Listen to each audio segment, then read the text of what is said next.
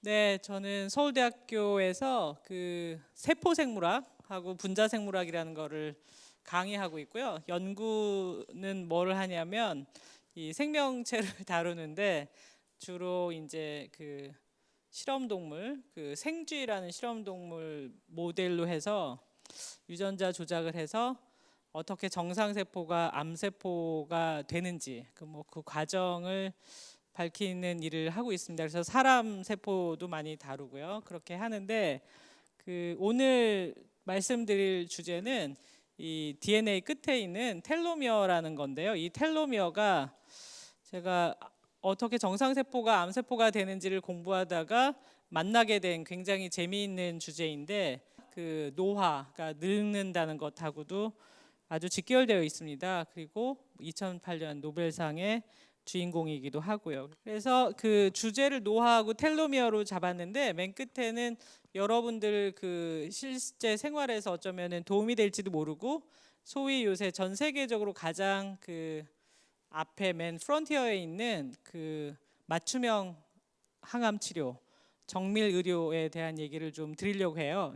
제가 하고 있는 연구하고도 직결돼 있고 지금 가장 그 각광을 받고 있는 4차 산업혁명의 총화이기도 합니다. 아직 오지 않았지만 가까운 미래에 실현될 것 같은 그것에 대해서 말씀을 드리고자 하기 때문에 어떤 분은 이게 지금 좀 전에 그 말씀을 나누다 들었는데 암에 대한 이야기를 한다고 하고 노화에 대한 이야기를 한다고 하면은 되게 우울하다라고 하셨다는데 그렇지 않고 좀 희망적인 얘기를 하려고 하고 과학이 어떻게 우리의 삶에 그리고 이제 우리의 희망에 기여하게 됐는지 그 얘기를 좀 하겠습니다. 스몰리라는 사람이 인류의 미래를 위협하는 요인들을 나열을 했는데요. 이건 한참 전에 나온 겁니다. 그래서 에너지, 물, 식량, 환경, 빈곤, 테러 및 전쟁, 교육, 민주주의, 인구 문제에 있는데 질병은 항상 낍니다. 이거는 사실 아마 인류가 항상 관심이 있었던 것이고 그 제가 알기로는 그 글자가 아주 초기에 생긴 역사 시대부터 가장 관심이 있었던 거는 어떻게 사람이 병에 걸리고 죽느냐였어요. 그래서 이집트 파피루스에서도 최초에 나타났던 기록이 이제 암에 대한 얘기라서 그 표현이 되어 있었고 은허 시대 뭐 갑골 문자에도 암은 나옵니다. 그래서 질병에 대한 관심은 어떻게 보면은 이 생각을 하고 지각이 있는 인간이 할 수 있는 가장 고도의 그 고민 중에 하나인 것 같아요. 그래서 인류의 미래를 위협하는 요인들을 항상 낍니다. 그래서 늙는다는 것에 대해서 제가 생각을 해봤는데요. 그 아마 첫 번째로 생각할 수 있는 거는 저도 이제 50이 넘었어요. 그래서 생각하고 싶지 않지만 기억력이 감퇴되고 있습니다. 그래서 예전 같으면은 뭐 다 기억하던 숫자, 사람 이름 이런 거 언뜻 생각 안 나고요. 그래서 인지 능력이 저하되는 거 아닌가라는 의심을 좀 하고 있고요. 쉽게 피로하고 당연히 주름이 많이 생기고요. 이게 피부가 처지게 되니까요. 그다음에 면역력이 떨어지죠. 그래서 병에 잘 걸립니다. 키가 작아지기도 하고요. 그다음에 이제 암 발생률이 증가하죠. 왜 암 발생률이 증가하는지에 대해서 좀 말씀드리려고 합니다. 앞에 말한 것이 우리가 일상생활에서 늙는다는 것에 대해서 말하는 것이라면 생물학자가 얘기하는 세포학적으로 본 늙음은 어떤 것이냐면 세포의 재생력이 둔화하는 것, 줄기세포의 숫자가 감소하는 것, 염증이 증가하는 것, 면역력이 감소하는 것. 이게 뭐 면역력 저하하고 관계 있습니다. 그 다음에 이제 세포 내 단백질이 다 이렇게 쓰임이 되고 난 다음에 이게 없어져야 되거든요. 그게 이제 휴지처럼 공장으로 들어가야 되는데 그러지를 못하고 단백질이 분해가 안 돼서 이렇게 소위 플락이라는 게 머리에 생기고 그러는 게 치매. 그리고 이렇게 이제 모터 뉴런 그러니까 이제 그 활동할 수 있는 그 신경세포에 잘못됐었을 때 나타나는 게 파킨슨 이렇습니다. 그래서 세포 내 단백질 분해 능력이 떨어지는 것을 이야기합니다. 또 하나는 뭐냐면 우리 몸이 그 세포가 활동을 하려면 ATP라는 에너지를 내야 하는데 그 공장이 세포 내에 그 미토콘드리아라는 그 소기관에서 이루어져요. 근데 미토콘드리아의 기능이 떨어지면 당연히 에너지를 만들어내지 못하겠죠. 그래서 에너지가 떨어지는 것. 그래서 이 모든 걸 다 얘기 쫙 하잖아요. 그럼 과학자들은 사실 이걸 나열하는 걸 매우 싫어합니다. 이 공통적인 어떤 질서, 그 신이 만든 어떤 질서 내지는 이걸 하나로 얘기할 수 있는 과학적 그 쉬운 언어 이런 걸 찾고 싶어 하는데요. 그걸 하나로 얘기하자면은 사실은 늙는다는 건 결국 우리의 유전자인 DNA가 계속해서 손상되는 것을 말합니다. DNA가 계속 손상된다고 하면 위에 세포 재생력이 둔화하는 것, 줄기세포 감소하는 것, 염증이 증가하는 것, 면역력이 감소하는 것, 세포 내 단백질 분해 능력이 떨어지는 것, 미토콘드리아의 기능 저하가 되는 것 다 설명할 수 있습니다. 그래서 결국 DNA 손상이 계속해서 누적이 되는 것, 이것이 늙는 것이라고 볼 수 있습니다. 이게 또 나중에 이제 세포 노화라고 해가지고 분열 더 이상 안 하니까 늙는 것, 노화를 설명할 수 있고요. 그리고 암이 발생하는 것도 설명할 수 있습니다. 그 최근에 제가 본 그 드라마인데 이게 과학자가 생각하는 거를 사회적으로 보면 아 이게 문제겠구나 싶었어요. 사실은 진시황이 그렇게 오래 살고 싶어 했다는데 영원 불멸하고 싶어 했다고 그러고 사실 우리도 다 모두 다 오래 살고 싶어 하는데 진짜 오래 산다는 게 무슨 말일까 제가 생각을 해봤거든요. 그러니까 과연 죽지 않고 싶어 하는 것인가 아니면은 건강하게 오래 살다가 친지들하고 행복한 삶을 살다가 그걸 오래 영유하고 싶은 것인가라고 했었을 때 아마도 후자인 것 같아요. 그러니까 아주 뭐 절대적인 숫자가 어느 때까지 욕심을 내야 될지 모르겠지만 나의 가족과 친구들과 친지들하고 오랫동안 살고 싶은 것, 건강하게 그거거든요. 근데 이런 욕심이 뭐냐면 최근에 제가 본 그 어느 드라마에 그 스카이 캐슬이라는 걸 봤더니 거기에 주인공이 사실은 이중이었더라고요. 이 사람이 가난한 선진국집 딸일 때 이름이 광미향이고요. 나중에 이제 부잣집에 며느리로 그 뭐지 스카이캐슬에서 사는 사람으로 나올 때 한서진이거든요. 근데 이게 사실은 실제로 일어나는 일인데 저처럼 50세 정도가 돼서 그 동창회를 가면요. 똑같은 반 친구들이었는데 굉장히 많이 늙은 친구가 있고 되게 팽팽한 사람이 있어요. 뭐냐면 건강 나이가 다르다는 거거든요. 그래서 광미향은 아마도 한 42세 정도면은 이미 막 노화가 너무 많이 시작이 돼가지고 막 아프기 시작할 거고요. 똑같은 사람인데 광미향으로 살았다면 그런데 한서진으로 살은 사람은 63세가 돼도 40살인지 뭐 30 몇 살인지 이렇게 보인다고요.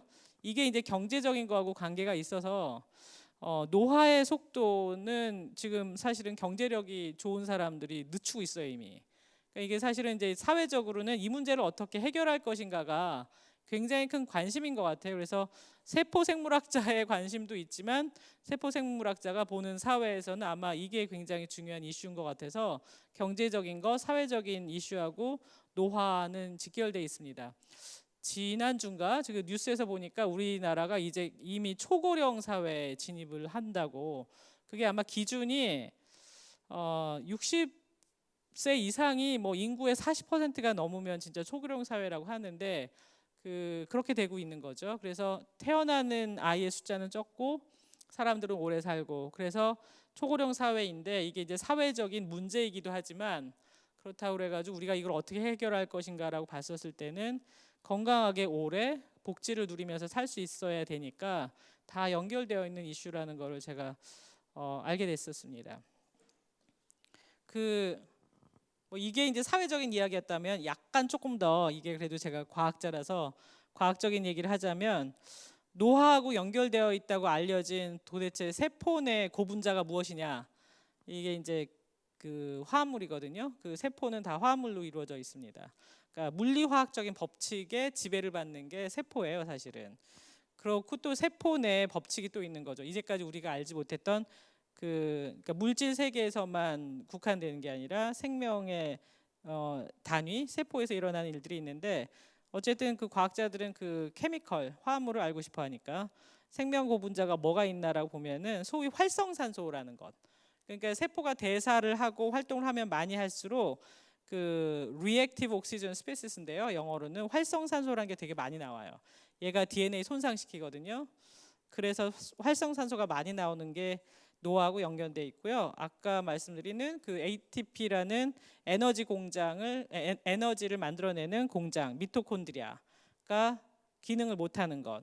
그리고 이제 선충 연구하는 사람이 그 구글이라는 글로벌 기업의 그 지원을 받아가지고 노화 연구를 하고 있는데, 그 사람이 밝힌 거가 뭐냐면 인슐린 그 수용체에 그 세포 신호 전달을 하는 인슐린 그 수용체 신호 전달 체계인 다프안이라는 게 있는데, 이게 노화하고 관계돼 있다고 알려져 있어요.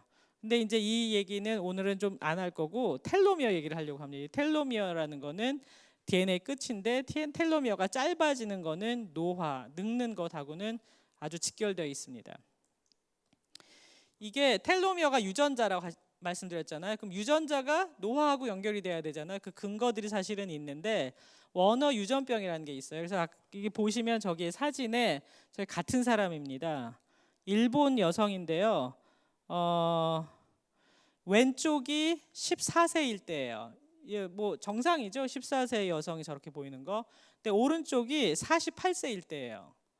저 48세로 보기에는 아무리 무슨 뭐 경제적 환경이 안 좋거나 뭐 그렇다 하더라도 너무 늙었잖아요. 저런 분들을 유전자를 다 조사를 해가지고 봤더니 DNA가 이렇게 계속 감기면 그걸 한번 잘라줘야 되거든요. 하여튼 그거는 이제 굉장히 중요한 그 DNA 대사작용 중에 하나인데, 그래서 DNA가 그 대사하는 거를 도와주는 DNA 그 칼 효소가 있어요.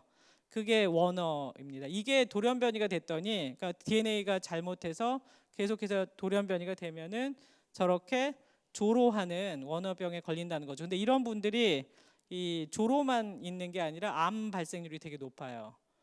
그러니까 이제 마치 이렇게 좀 모순된 것 같은데 굉장히 빨리 늙는데 또 암 발생률이 매우 높습니다. 그래서 DNA와 노화가 DNA상에서 일어난 어떤 일이라는 것, 그다음에 유전하고도 관계가 있고 그렇다라는 것은 알려져 있었는데, 이거에 이제 그 더 깊게 들어가 보면 어떤 일이 있냐면 바로 어쩌면 진시황 때부터 풀고 싶었던 문제하고 관련이 있다는 것을 현재 과학자들은 알고 있습니다.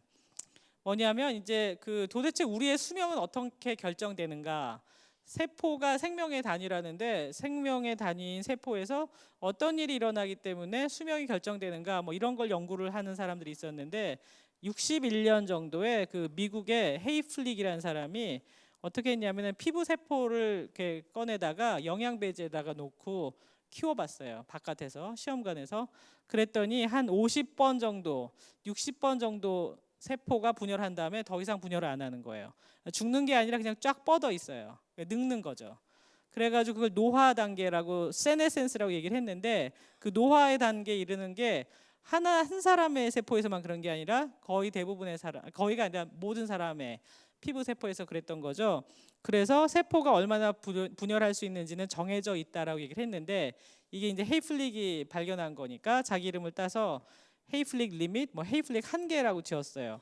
이 상태가 세포가 노화하는 겁니다. 그러니까 어쨌든 수명이 결정되어 있다는 거를 본 거죠. 우리 모두 다 알고 있는 것, 그걸 그냥 세포학적으로 증명을 했어요.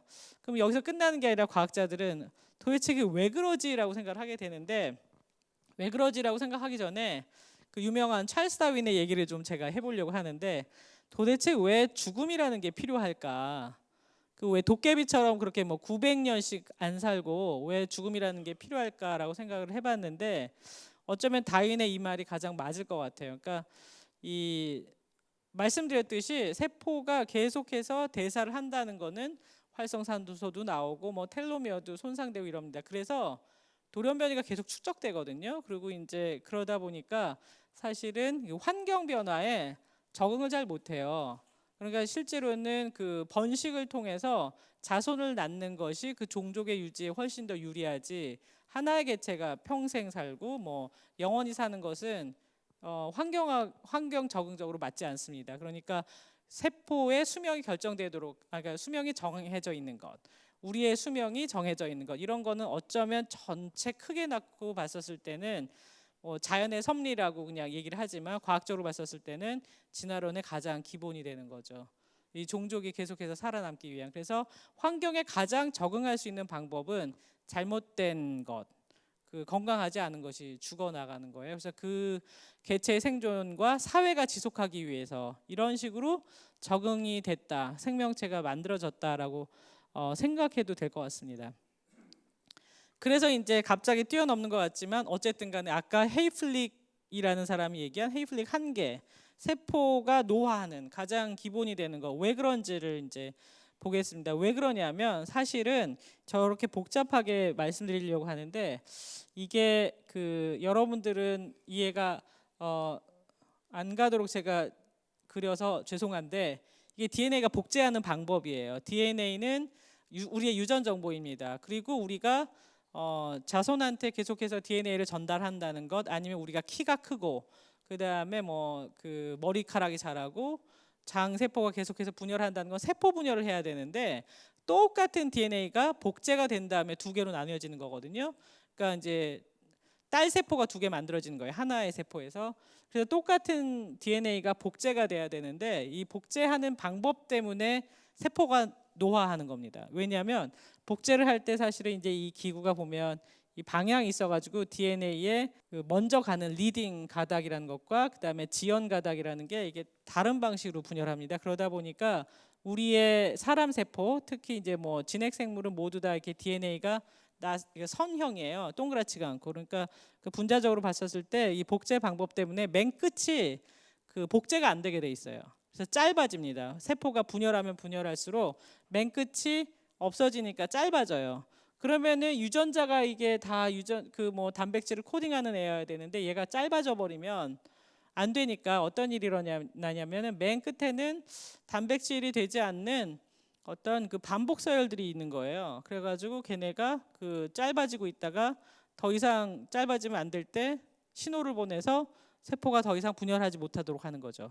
그래서 그거를 헤이플릭이 발견했는데 그게 이제 선형의 DNA를 가지는 사람 세포가 분열할수록 DNA 말단이 짧아지니까 이 맨 마지막에 그 말단의 복제 문제 때문에 그렇다라는 거를 이제 헤이플릭 이후에 사람들이 발견하게 됐습니다. 그래서 이거는 어쨌든 우리가 만들어진 우리의 세포가 우리를 만드는 우리의 세포가 이렇게 생긴 거죠. 그러니까 뭐 다윈의 이론에 따라서도 우리가 수명이 결정되어 있는 것이 맞고 이렇게 세포가 DNA를 복제하기 때문에 이거는 피할 수 없는, 그러니까 뭐 어쩔 수 없이 우리의 세포는 노화하게 돼 있다, 분열할수록. 이렇게 볼 수 있습니다. 그래서 그 텔로미어가 무엇인가가 중요한데요. 텔로미어는 그리스어입니다. 그리스어로서 텔로는 끝을 얘기하고요, 미어는 실을 얘기하는데 이 실은 DNA라고 생각하시면 돼요. DNA는 그 유전 정보입니다. 유전 정보가 단백질을 만들어내고 단백질들이 RNA를 만들고 RNA가 단백질을 만드는데 그게 바로 우리의 이제 모든 생명 활동을 하게 하는 효소들이고 뭐 기구들인 겁니다. 염색체라는 것이 DNA가 막 쌓여 있는 그 고분자를 얘기하는 건데 이 염색체 맨 끝이에요. 맨 끝에 돼 있어서 이거 사실은 보호하는 거예요. 유전 정보가 내부에 있고 보호하는 건데 어떻게 하냐면 쉽게 생각해서 이 신발끈 있지 않습니까? 맨 끝이 이렇게 플라스틱으로 캐핑되어 있지 않으면 신발끈을 묶기가 되게 힘들잖아요. 그래서 맨 끝에 캐핑되어 있는 애처럼 실제로 얘는 그렇게 나선형으로 묶지는 않지만 얘가 없으면은 활동할 수가 없잖아요. 그 신발끈을 묶기 힘든 것. 그거를 텔로미어에 빗대서 초기의 발견자들이 얘기를 했습니다. 그래서 텔로미어는 캡이다. 어떻게 보면 우리로 치면 골무 같은 것, 그 바늘에 찔리지 않도록 그런 것을 이제 텔로미어라고 얘기합니다. 2008년에 2008년이 아니라 2009년에 노벨 생리의학상이 세 분한테 돌아갔는데요. 텔로미어와 텔로미어를 그 복제하는 텔로머레이즈라는 효소를 발견한 사람들한테 돌아갔어요. 노벨상이 사실 이렇게 여성이 많이 탄 예는 이때가 사실은 그때까지는 최초였는데 노벨 과학상에 여성이 타는 비율이 매우 낮아요. 그래서 제가 가는 학회가 여러 군데가 있는데 보면은 많은 경우에 제가 혼자, 그러니까 모든 발표자 중에 저 하나거나 두 명 중에 하나거나 그런 때가 많은데 이 텔로미어 학회를 가면은 여성이 되게 많아요. 이 파이오니어가 여성이어서 그랬는지 모르지만 엘리자베스 블랙번이라는 사람과 그의 제자였던 캐롤 그라이더 그리고 이제 그 하버드의 잭 소스텍 세 명이 받았는데 이분들은 사실은 엄밀하게 얘기해서 왜 우리가 늙는지 그리고 왜 진시황이 어떤 걸 찾고 있었는지에 대해서 생물학적으로 규명했다고 볼 수 있습니다. 그래서 2009년에 노벨 생리의학상이 주어졌는데 이게 그냥 단순히 노화만이 아니라 사실 암의 문제도 암의 문제까지 이제 겹쳐 있는 것입니다. 조금 어렵지만 살짝 설명을 드릴게요. 과학 강연이니까. 이 엘리자베스 블랙번은 호주 출신이에요. 그리고 영국에서 제가 있었던 똑같은 곳에서 공부를 했었고, 이 소위 DNA를 이렇게 염기 서열을 다 결정하는 방법을 발견한 사람이 프렛 쌩어인데, 쌩어의 제자였습니다. 그래서 뭘 했냐면 다른데 이제 박사후 연수 과정을 가가지고는 미국에 가서는 이 굉장히 하등한 동물인데 이제 테트라 하이메나라는 동물에서 단일 세포인데 시퀀싱을 계속했어요. 염기 서열, 그러니까 DNA가 어떻게 생겼는지를 계속 했더니 이 맨 끝에 되게 특이한 걸 발견했는데 DNA는 핵산이 ATGC라고 해서 아데닌, 티아민, 사이토신, 구아닌으로 이루어져 있거든요. 4개가 이렇게 반복으로 해가지고 코드를 만드는 건데 이 ATG가 뭘 만들고 그 4개가 코드를 만들기 때문에 얘가 그래서 컴퓨팅이 되게 잘 되는 거예요. 그래서 생명과학이 완전 컴퓨팅하고 맞아 있는 이유는 이 DNA 상의 비밀이 있습니다. 이 DNA를 시퀀싱을 다 해서 봤더니 이상하게 이 맨 끝에 TTAGGG로 서열이 계속 반복되어 있는 겁니다. 계속 반복되어 있어서 이걸 보고 되게 신기하게 생각을 했고요. 이게 아마도 우리의 유전자를 보호하는 기능을 하지 않을까라는 생각을 했어요. 이 TTAGGG 반복 서열을 발견을 하고 난 다음에 학회가 가지고 발표를 했어요. 이게 TTAGGG 반복 서열로 되어 있는데 이게 선형으로 되어 있는 유전자를 보호하는 어떤 기능이 있지 않을까라고 생각을 한다라고 얘기했더니 학회장에 있었던 다른 하버드의 잭 소스텍이라는 박사가 그걸 내가 한번 실험을 해봐야겠다. 정말로 TTAGGG의 반복 서열이 정말로 유전자를 보호하는 것인지 실험을 해봐야겠다라고 해가지고 엘리자베스 블랙번한테 접근을 해서 나랑 같이 연구를 하자라고 한 거예요. 그래서 어떤 실험을 했냐면 굉장히 사실은 단순하면서 깔끔한 실험을 했는데 이 반복 서열을 이 미니 염색체를 만든 다음에 효모에다 집어넣는 거예요. 그래서 파손이 되지 않으면, 파괴가 안 되면 진짜 그러면 TTAGGG 반복 서열이 유전자를 보호한 것이었다라는 거 증명할 수 있다는 거죠. 이 사람이 이런 효모 시스템을 가지고 있었기 때문에 그걸 실험을 해서 증명을 했어요. 그래서 이제 엘리자베스 블랙번의 가설을 실험적으로 증명을 해버린 거죠. 당연히 그래서 노벨상을 같이 받는 거고, 바로 이 사람이 이 TTAGGG 반복 서열이 신발끈 맨 끝을 묶는 것처럼 캐핑하고 보호해준 애다라고 해가지고 캐핑이란 말을 이제 처음으로 했습니다. 그러면 이게 보호해주는지는 알았는데 사실 생각해보면 우리 몸에 이 암세포는요 절대로 세포 노화가 되지 않고요 계속해서 분열을 해요. 그렇죠? 그러니까 암이 왜 생기느냐라는 질문을 해볼 수 있어요. 암은 그러면 이 세포 노화를 완전히 극복한 세포 아니겠느냐. 또 하나는 우리의 수정란 내지는 줄기세포. 얘네들은 이렇게 세포 노화 해가지고는 감당이 안 되잖아요. 그러니까 뭐 간이 손상당하면은 3분의 2씩 떼어내도요 실제로는 이렇게 제 크기로 다 분열을 합니다. 그러니까 재생력 때문에 그렇거든요. 그럼 그 세포의 재생력은 어디서 오는 거냐? 줄기세포 때문이라는 걸 알고 있죠. 그래서 그러면 줄기세포하고 암세포에는 뭔가가 있어야 된다. 이 짧아지지 않도록 TTAGGG 반복 서열이 계속 짧아지는 게 아니라 보호하는 애가 있어야 된다라고 해가지고 그걸 찾았는데 엘리자베스 블랙번의 제자인 캐롤 브라이더가 효소를 찾았어요. 얘가 이제 TTAGGG 반복 서열을 갖다 넣어주는 효소가 암세포 그다음에 줄기세포에서 발현되고 있다는 걸 찾았습니다. 그래서 효소 이름을 텔로머레이즈라고 지었어요. 그러니까 이제 이 텔로미어의 비밀을 최초로 풀기 시작한 3명이 당연히 2009년에 노벨상을 받은 겁니다. 그리고 지금 굉장히 각광받고 있는 연구인데요. 이유가 여러 가지가 이거로 다 해결돼서 그래요. 그러고 난 다음에 봤더니 사실 돌연변이가 되면은 유전병도 있었어요. 그래가지고 텔로머레이즈라는 게 돌연변이 되면은 흔하지 않은 질병이지만 우리말로는 이게 더 어렵더라고요. 그래서 제가 그냥 DC라는 질병인데 디스케라토시스 콘제니타 이래가지고 온갖 복잡한 질병이 나타나요. 뭐 손가락도 되게 이상하고 이제 비율이 안 맞고요. 그다음에 혓바닥도 이상하고 이제 손톱 다 망가지고 이러면서 또 이상하게 이제 다른 면역 질병도 생기고 뭐 이런 겁니다. 그래서 텔로머레이즈가 문제가 있으면은 질병도 생긴다는 걸 알게 됐고요. 그다음에 또 반대로 뭐냐면 텔로미어가 계속해서 길어지고 있으면은 줄기세포로서는 좋은데 암세포도 생길 수 있는 거죠.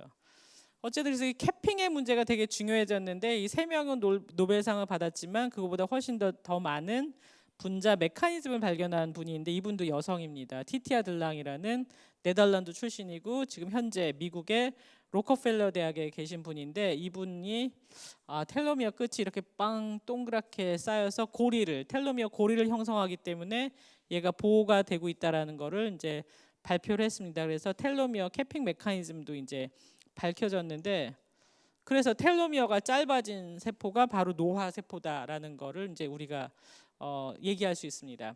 근데 텔로미어가 짧아지면 그러면 노화됐는데 우리가 아까 얘기한 대로 노화라는 건 염증이 늘어나는 것 뭐 이런 얘기를 하잖아요. 면역 세포가 좀 기능을 못하는 것. 그럼 이게 어떻게 되는 거지? DNA 끝이 그렇게 짧아졌다고 해서 도대체 이게 염증이랑 어떻게 되는 거야라고 했는데 보니까 텔로미어가 짧아진 세포에서는 염증 반응이 되게 많이 일어나고요. 면역 세포가 노화하면서 면역력이 떨어지고 신진대사량은 감소하고 그러니까 여러 가지 아까 얘기했던 현상적으로 우리가 느끼는 늙음이라는 것과 세포 내에서 일어나는 작용들이 이 텔로미어가 짧아지는 것으로 설명이 사실은 많이 됩니다. 거의 대부분이. 심지어는 이 왜 인지 능력이 떨어지는 게 결국은 뇌신경 세포 간에 이제 시냅스가 약해지는 것도 있거든요. 연결되는 게 뇌신경 뉴런 간의 시냅스가 약화되는 것도 사실 설명할 수 있어요.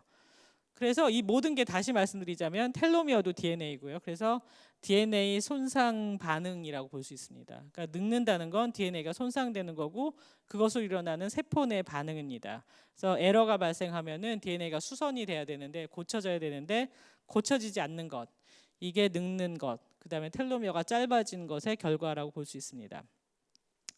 이거 좀 어렵지만 제가 여러분들이 관심 있을 얘기인데 사람들에서 되게 많이 찾은 게 뭐냐면은 이제 저처럼 분자생물학자들은 그 메커니즘을 굉장히 많이 열심히 규명을 하고 공부를 해요. 아까 말씀드린 3명의 노벨상 수상자와 티티아 들랑도 그랬고 그런데 실제로 사람들은 이거에 관심이 많죠. 그러면 텔로미어가 긴 사람들은 오래 사냐, 그 다음에 건강하냐 그걸 질문했는데 답이 아니다라는 논문은 아직 없으니까 맞는 것 같은데 꽤 좋은 학술지에 실렸는데요. 맞다라는 거예요. 그 결론은 뭐냐면 이 첫 번째 거부터 말씀드리자면 이거부터 유태인 중에서 아시케나지 유태인이라는 분들은 사실은 이제 이게 추적을 해가 보면은 자기네끼리 결혼을 많이 했기 때문에 뭐 폴란드 계통인지 아니면 뭐 이집트 쪽인지 바빌로니아 쪽인지까지 이렇게 추적이 가능하다고 해요. 그 루트를. 그러니까 그런 분들이 왜 중요하냐면 유전학적으로는 뿌리를 알고 있으니까 유전적으로 좀 약간 동질성이 높거든요. 그런 데서의 유전학적 연구는 사실 신뢰도가 높아요. 그래서 그 아시케나지 유태인들 중에서 100세까지 산 사람들을 조사를 해봤더니 그분들의 텔로머레이즈의 유전적 변이하고 이 사람들의 이제 오래된 수명하고 결론 비슷하게 연관관계가 있었어요. 즉 텔로미어가 길면 오래 살았다는 거예요. 텔로머레이즈 활성화하고 같이. 그러니까 이게 텔로미어 길이와 수명은 연관이 있다는 게 이 유태인 연구에서 이루어졌었고요.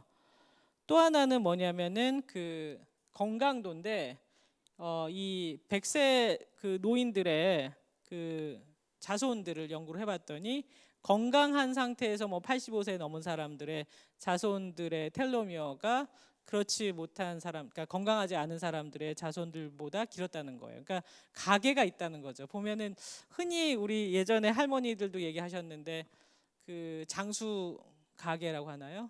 뭐 그게 사실은 설명이 된 거예요. 텔로미어 길이로. 그래서 이제 집안에 이제 장수하신 분들이 많으면 자신의 텔로미어가 아마 다른 사람보다 상대적으로 길 확률이 있고 그런 사람들은 오래 살 수 있다고 기대할 수 있다는 거죠. 다른 변수가 없다면. 그래서 이제 이런 스터디를 통해 가지고 텔로미어하고 수명하고 연결돼 있다는 걸 알았습니다. 건강 그다음에 수명하고 연결되어 있다는 이제 논문들이 뒷받침되고 있어요. 자, 그러면은 뭐냐면 우리가 어떤 노력을 할 수 있느냐. 그러니까 뭐 사실은 자기가 가족을 골라서 태어날 수 있는 것도 아니고 뭐 경제적으로 이제 허용이 된다면 어떻게 하면은 내가 건강하게 그 건강한 수명을 누릴 수 있느냐 이거죠. 뭐 몇 살까지 살 수 있느냐보다는 사실은 아마 이게 더 관심이 있을 것 같아요. 이미 100세는 바라보고 있는 것 같고요. 그러면 텔로미어 캐핑을 잘해주면 되겠다라는 게 이제 제가 드리고 싶은 말씀이에요. 텔로미어를 잘 보호하면 되겠다. 텔로미어는 어떻게 하면 보호할 수 있냐고 제가 찾아봤는데 이 결국은 뭐냐면 텔로미어를 보호하려면 DNA를 보호하는 기작하고 별반 다르지 않은데 이렇게 보시면 돼요. 신발이 똑같은 신발인데 마구 쓰면 헤어지잖아요. 그러면 이제 늙는 거죠. 그런데 이제 잘 관리하고 그러면은 똑같이 계속 그 깨끗한 신발을 유지할 수 있습니다. 그게 첫 번째는 스트레스 조절하는 거고요. 그 다음에 소식하고 운동하고 명상하고, 제가 지금 이 명상에 대해서 사실은 많이 듣고 왔는데 이거는 듣고 쓴 건 아니고 그 전부터 있었던 거 명상하는 것. 그래서 이게 뭐냐면 활성산소를 줄이는 거예요. 그리고 염증을 조절하는 거죠. 이것은 제가 그냥 쓴 건 아니고요. 사실은 텔로미어 뭐 이펙트라는 책이 있는데 그 노벨상 받은 엘리자베스 블랙번도 포함돼 같이 공저자로 했었던 그 책에 나오는 내용이에요. 그러니까 이제 사람들이 생각을 해보니까 텔로미어를 보호하는 것은 DNA를 보호하는 건데 DNA를 보호하는 것은 결국은 이들이라는 거죠. 우리의 노력으로 극복을 할 수 있습니다. 그러니까 그 꼭 가족력이 좋아서 텔로미어가 긴 집안에서 태어나지 않았다 하더라도 보호할 수 있다는 거죠. 그게 이제 아마도 그 건강한 수명 나이를 결정할 수 있는 그 방법일 것입니다. 또 하나는 뭐냐면 사실은 그러면 뭐 이 얘기는 사회학적인 내용이 돼버리니까 여기까지 얘기하면, 그러면 텔로미어의 건강도는 어떻게 측정할 수 있느냐. 실험실 단위에선 다 해요. 최근에 제가 뭐 강연하고 난 다음인지 모르겠는데 갑자기 이 병원 저 병원에서 텔로미어 길이까지 측정을 해주겠다고 하는데, 죄송하지만 텔로미어 길이를 한순간에 내 길이가 얼마야 라고 얘기하는 거는 크게 건강도하고는 관계가 없고요. 예를 들어 뭐 정기검진처럼 뭐 3년에 한 번씩 측정을 해 봤었을 때 뭐 길이가 어떻게 되느냐 뭐 이런 게 관계가 있을지 모르지만, 그거보다 더 직접적으로는 실제로는 그러니까 텔로미어가 건강한 상태이냐 아니면 손상된 상태이냐를 측정할 수 있다면 그게 아마 직접적인 건강도일 겁니다. 근데 이건 실험실에서는 할 수 있어요. 이게 이런 게 서비스 되지 않지만 이거는 이제 텔로미어 길이를 측정하는 겁니다. 그래서 이게 분자적으로 텔로미어 길이가 짧고 길고 이거를 측정할 수 있다는 거를 보여드린 거, 이건 쉽게 할 수 있습니다. 그래서 하는데 한순간에 이거는 크게 의미가 없다고 저는 보고 있고요. 실제로는 손상됐었을 때 이렇게 그 항체로 염색할 수 있거든요. 염색체 맨 끝에. 그거를 이제 만약에 정기적으로 측정을 한다고 하면 아마도 그 텔로미어 건강도를 볼 수 있겠죠. 그래서 뭐 잘 모르겠어요. 이게 얼마나 도움이 될지는 모르지만 너무 심하게 많이 그 손상됐다고 하면은 생활 습관을 이제 긴장을 해가지고 뭐 바꿀 수 있겠죠. 예를 들면은 아니면 이게 두려움에 떨 수도 있어요. 그래서 좋은 건지 나쁜 건지 모르겠는데 그렇게 뭐 너무 이게 전체 답은 아니지만 어느 정도의 지표는 될 수 있습니다. 그래서 텔로미어 끝을 우리가 이렇게 표지를 할 수 있기 때문에 그걸 가지고 건강도를 측정할 수 있는데, 그걸 소위 그 텔로미어 인듀스드 포사이러스 TIF라는 거를 측정할 수 있어요. 이거는 제 학생이 측정한 겁니다. 이제 뭐 마우스 생쥐 모델에서 해가지고, 그래서 사람의 세포도 할 수 있고요. 이게 텔로미어 얘기가 가장 연관이 많은 데가 암세포하고 줄기세포예요. 그러니까 이제 뭐 노화하고 얘기한다면 줄기세포 얘기를 안 할 수가 없습니다.